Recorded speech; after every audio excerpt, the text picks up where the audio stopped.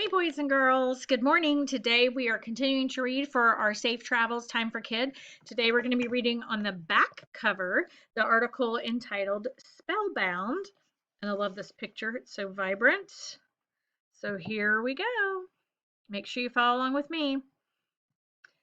In Onward, brothers Ian and Barely Lightfoot use magic to try to bring back their dad, who died when they were young.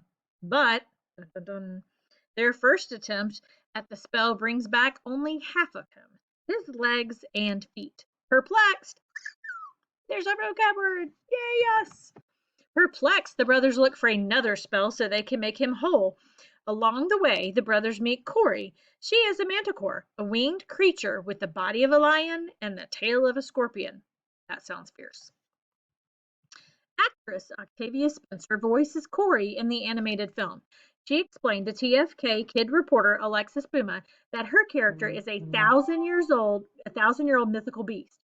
Over time, Corey has lost some of her powers, but Ian and Barely motivate her to embark on one more magical quest. I think kids can really identify with that, she says. How many of us are just regular, everyday people who get to do something adventurous and fun? All right, so what does it mean here? Let's talk about a few words up here. When it says Octavia Spencer voices Corey, right? So if we look up here, this is Octavia Spencer. She's a famous actress. And this is Corey. Voices it. Well, the clue, if you don't know, is in this thing right here, this animated film. So animated film is a picture that has been a film that's been illustrated, that's drawn. Okay, so it's not actual humans acting it out. It's either drawn by hand in the olden days, like when I was a kid, or with computers now.